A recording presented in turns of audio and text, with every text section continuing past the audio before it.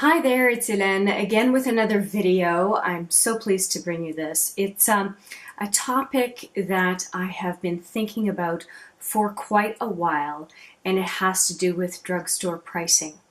If you're interested in hearing more about it, then keep watching.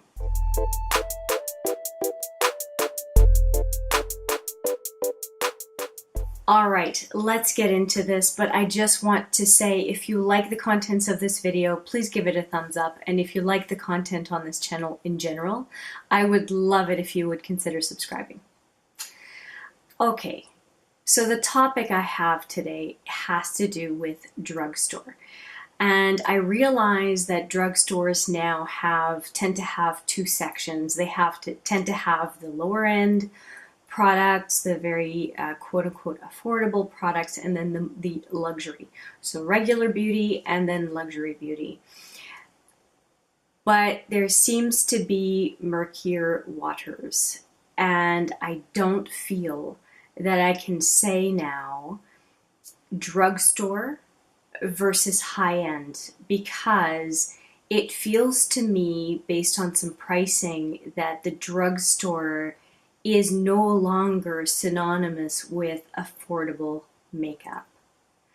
And the topic has been bugging me for a while, but I never really sat down to think about it, I think, enough. And you can see it in a number of different ways. So for example, something may be half the price of what you could find in a higher end brand, but when you look at the quantity you get, it's half or less of what the more expensive brand would have been. Same thing goes for eyeshadow. A lot of the eyeshadows in the drugstore will be very tiny, and when you look at it on a product by product basis, such as single eyeshadows, it is getting ridiculously expensive. It is no longer affordable makeup, in my opinion. So I don't think I can talk about drugstore and high-end anymore. I need to talk about affordable versus luxury items, and I'm putting high-end makeup and what would be called bougie or luxury makeup in the one basket, because to me, the moment you're looking at $50 and up, you're in the one end of the spectrum compared to anything that I would consider affordable. And I have a couple of examples here right in front of me that to me really solidify the point. So let me just grab one of them. Okay, so the first one I want to talk about is the Olay products. Now, a couple of things that have happened with this line is they have come up with this new whipped line, and I'm quite skeptical about it, because though the container is voluminous, anything that is whipped contains a lot of non-product or air. So I would caution to not look at the size of the jar, but to look at the weight of the product. And if it doesn't have a weight, I would definitely put the old product and the new product in my hand and weigh them. So this is a product I just picked up recently. I will be including it in a haul. And it is a product called Luminous. And it's 50 ml. But it is on the shelf Canadian $43 regular price. And it rarely goes on sale at the drugstore or at the larger grocery centers that we find beauty products in.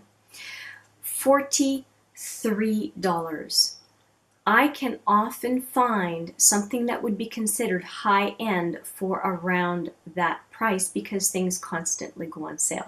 This product I have seen so far this year twice that it has gone on sale. Other Olay products have gone on sale, but this particular one really rarely goes on sale. And it's the only time I will buy it, because $42 or $43 is a lot of money for 50 milliliters of cream.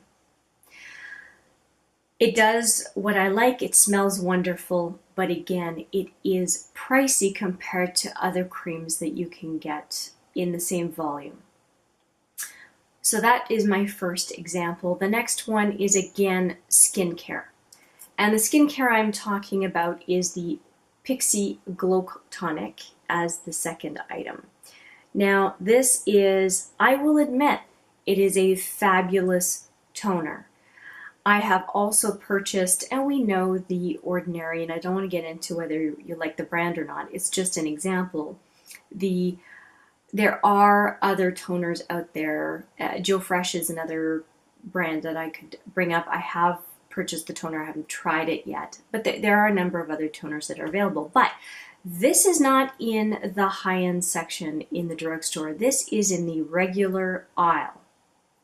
It retails for $38. Again, we're around the $40 mark, and I just don't get it. Actually, the whole Pixi line to me is, I don't understand why it's in the section it's in. And often it's right next to some really inexpensive stuff. You know, one end you've got the end of Pixi, and at the other end of the same aisle you've got Essence. Like, I just don't get it. So $38 is, to me, insane, and it barely ever goes on sale as well. Like 15% off, I just don't consider a really good deal off. So I don't consider that what a sale I'd be interested in. And so again, I get really confused about how these products can be in the area where folks are supposed to be able to go and get makeup that doesn't break the bank. I won't be using the term drugstore anymore to identify affordable makeup, especially with other brands online and elsewhere, like ColourPop comes to mind, that is affordable makeup. Eye palettes now that are supposed to be in the affordable section are upwards of $30. I mean, it's getting to the point where I don't know if it's because people are willing to accord more of their monthly budget to beauty, but the prices are creeping up, and it's really worrying me, because beauty should only be expensive if we choose for it to be. And a lot of these products are resulting in people spending, I think, way more than intended, not desired, intended, on what I would consider basic products. A toner and a night cream or day cream is not exactly an amazing category or an unusual category. It's pretty darn basic.